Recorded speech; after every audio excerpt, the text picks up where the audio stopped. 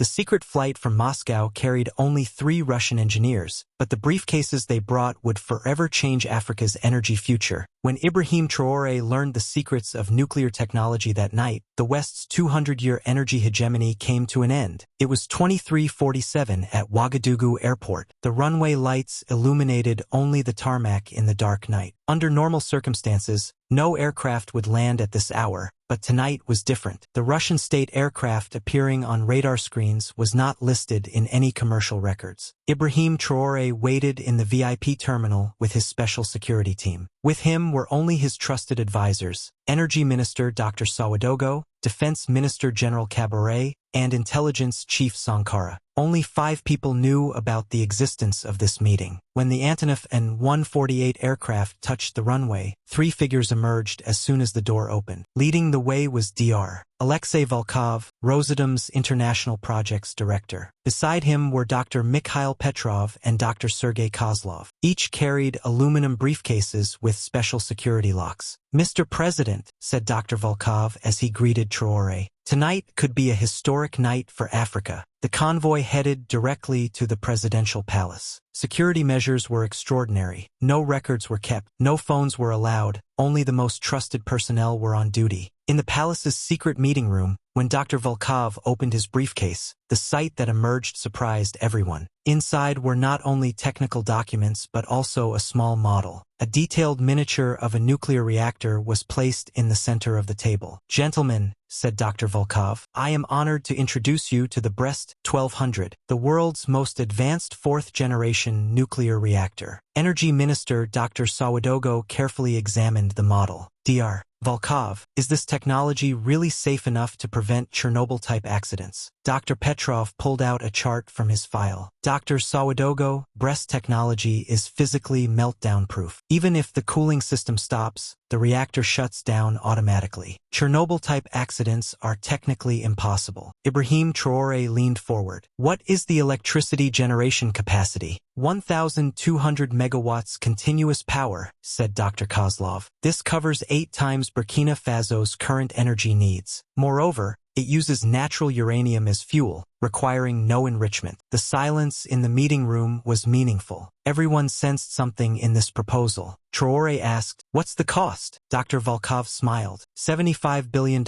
payments spread over 15 years. But it's not just money. Complete technology transfer is also included. General Kabore looked suspiciously. "What does technology transfer mean?" "It means Burkina Faso engineers will learn to build, operate, and even export these reactors," explained Dr. Petrov. "In 5 years, you can produce your own reactors." This information shook everyone in the room. Nuclear technology was usually monopolized by major powers. Russia's willingness to share this technology was surprising. Intelligence Chief Sankara asked the critical question, "Why is Russia making such an offer? What's Moscow's interest in this situation?" Dr. Volkov answered sincerely, "Because we believe in Africa's independence in a multipolar world order. Energy independence is the foundation of true independence." Dr. Kozlov continued, "Moreover, this project is not just for Burkina Faso. The plan is to export energy to all of West Africa. This will become the region's energy hub." Energy Minister Dr. Sawadogo focused on calculations. "If we're producing 8 times our current energy needs, can we sell excess energy to neighboring countries?" "Absolutely," said Dr. Petrov. "Mali, Niger, Ghana, Togo,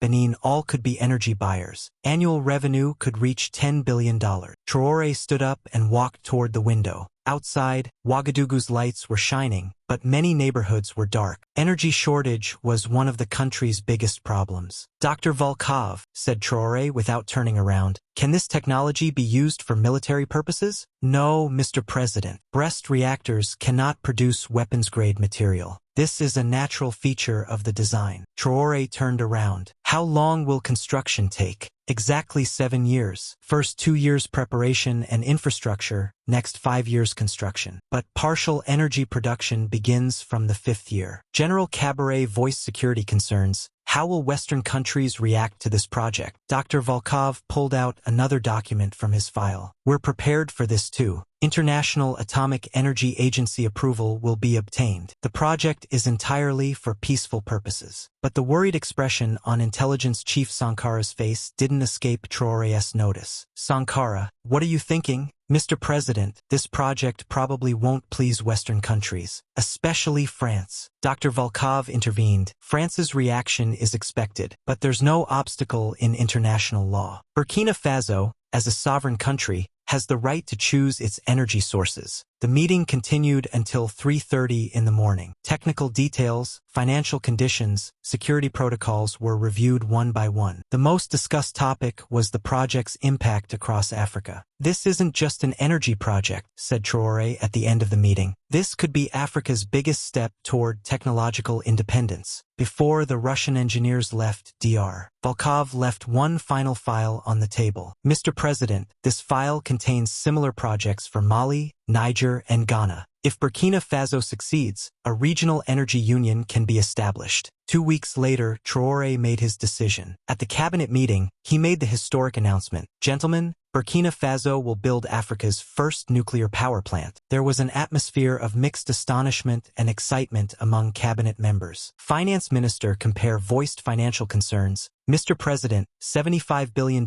is a very large investment. How will we finance this? With revenues from the Dori gold mine, Traoré replied. Our gold sales bring in $8 billion annually. We can easily pay it off in 15 years. Energy Minister Dr. Sawadogo emphasized the project's social impact. This project will provide employment for 50,000 people, will open a nuclear engineering faculty and train our youth. Foreign Minister Ouedraogo evaluated the international dimension. Mr. President, harsh reactions may come especially from the US and France. Let them come, said Traoré with determination. As a sovereign country, we determine our energy policy. 3 days later, the project's official announcement was made. Ibrahim Traoré, in his speech broadcast on national television, said, "My dear people, today I am making a very important announcement in terms of Burkina Faso's history. Our country will build Africa's first peaceful nuclear energy plant." In his speech, he explained the project's details. This plant will meet 8 times our current energy needs. You'll have uninterrupted electricity in your homes. Our factories will operate 24 hours. Modern irrigation systems will be installed in our agricultural areas. International reactions began immediately. The French Ministry of Foreign Affairs announced they were concerned about Burkina Faso's nuclear program decision. The U.S. State Department spokesperson said at the daily press briefing, "We are closely monitoring developments in Burkina Faso. We have concerns about nuclear technology proliferation." But the harshest reaction came from France. The president called Traoré for an urgent meeting. In the phone conversation,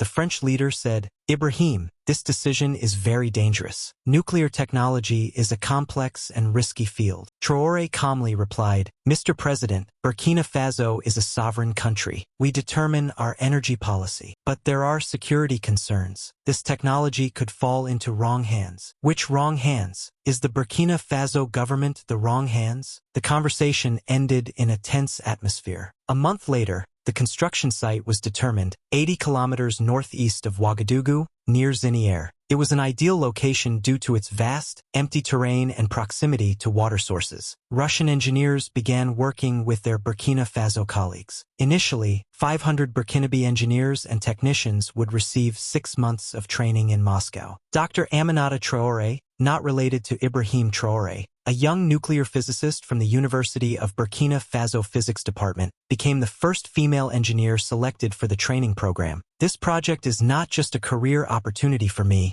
Dr. Traoré told journalists. "This is a chance to contribute to Africa's technological independence." The training program in Moscow was comprehensive. Burkinabe engineers received training on every topic from reactor design to safety protocols, from fuel cycle to waste management. Dr. Alexei Volkov, when he visited the training program, was impressed by the success of Burkina Faso students. These engineers won't just be technicians, they'll be able to design their own reactors in the future. Meanwhile, construction preparations had begun in Burkina Faso. A 2,000-hectare area was declared a security zone. Special construction teams began excavation work required for the reactor foundation. Local people were initially worried. Amadou Ouedraogo, village chief of Zinière, "When we hear nuclear, we think of Chernobyl. Is it really safe?" Energy Minister Dr. Ouagadougou tried to allay concerns at a meeting he organized with villagers. This technology is completely different from Chernobyl. It physically cannot melt down or explode. A practical presentation was made to convince the villagers. Russian engineers brought a small-scale model and explained the safety systems. "Look," said Dr. Petrov, "even if the cooling system stops, the reactor cools itself down in 72 hours. No external intervention is needed." Villagers gradually began to be convinced. Support began to increase, especially when they learned the project would create employment. In the second year of construction, sabotage attempts from the West began. First, financial institutions stopped providing loans to Burkina Faso. The IMF president said, "Burkina Faso's nuclear project poses a financial risk," but Traoré had found alternative financing. China, India, and Iran agreed to support the project. China's offer was particularly attractive. "We can establish an aluminum production facility with electricity generated from the nuclear plant. This ends Africa's period of being a raw material exporter." The second sabotage attempt was more insidious. Western civil society organizations launched a campaign against the project. An organization called Greenpeace Africa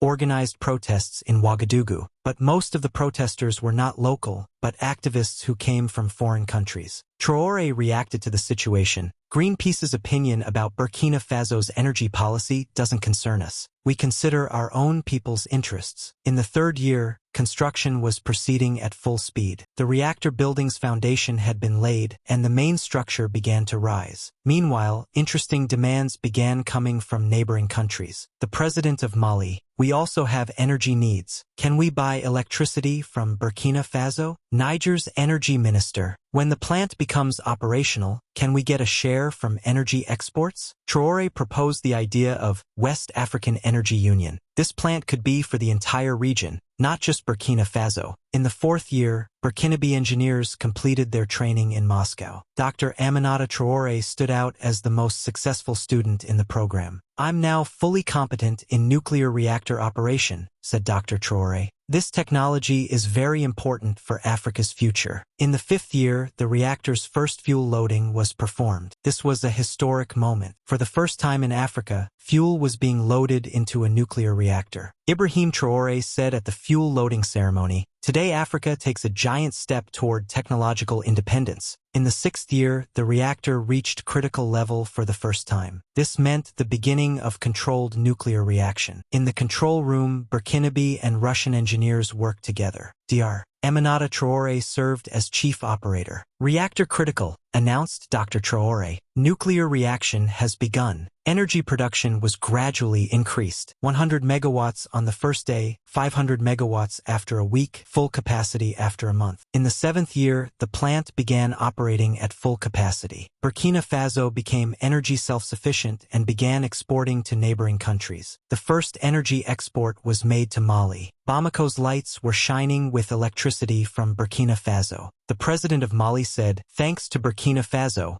our energy crisis has ended." Niger also began receiving energy. Factories in Niamey increased their production thanks to uninterrupted electricity. In the eighth year, Burkina Faso was earning $8 billion annually from energy exports. This had increased the country's national income by 40%. Traoré, evaluating economic success, said, "The nuclear plant didn't just produce energy. It also provided our economic independence." In the ninth year, plans for a second nuclear plant began to be prepared. This time it would be designed entirely by Burkina Faso engineers. Dr. Aminata Traore was appointed as chief designer of the second plant. "We now have complete mastery of the technology. We can design our own reactors." In the 10th year, Burkina Faso had become Africa's largest energy exporter. It was selling electricity to a total of 15 countries. Ibrahim Traoré said at the 10th anniversary ceremony, 10 years ago, that secret flight from Moscow changed Africa's destiny. Today, we are no longer dependent on anyone for energy. Dr. Volkov also attended the ceremony. Burkina Faso has become the finest example of peaceful use of nuclear technology. That night, Ouagadougou's lights shone brighter than ever, because now these lights were powered by energy that Africa itself would produce. Dr. Aminata Traore, keeping watch in the control room, was thinking, those 3 Russian engineers who came that night and the documents in their briefcases had really changed Africa's future, because energy independence was the first step of true independence. And Africa had succeeded in taking this step. The transformation that began with that midnight arrival of the secret aircraft had fundamentally altered not just Burkina Faso, but the entire African continent's relationship with energy and technology. Dr. Volkov often reflected on this during his subsequent visits to Africa. The decision to share advanced nuclear technology with Burkina Faso had been controversial even within Russia. Traditional geopolitical thinking suggested keeping such capabilities within established nuclear powers. But the results had exceeded all expectations. We didn't just transfer technology, Dr. Volkov told his colleagues at Rosatom headquarters in Moscow. We helped birth a new era of African technological sovereignty. The success of the Burkina Faso project had triggered what international energy analysts now called the African nuclear renaissance. By the 12th year of operation, 6 African nations had signed agreements with various international partners for their own nuclear programs, using the Burkina model as a template. Dr. Aminata Traore had become a continental figure, invited to speak at universities from Cairo to Cape Town about nuclear engineering and energy independence. Her story, from physics student to chief operator of Africa's first commercial nuclear reactor, inspired a generation of young African women to pursue careers in nuclear science. When I started this journey, she often told audiences, I thought I was simply learning to operate a reactor. I didn't realize I was helping to operate a transformation of an entire continent. The economic ripple effects had been extraordinary. The reliable, abundant electricity from the Burkina Faso plant had enabled the establishment of energy-intensive industries throughout West Africa. Aluminum smelting, steel production, and semiconductor manufacturing,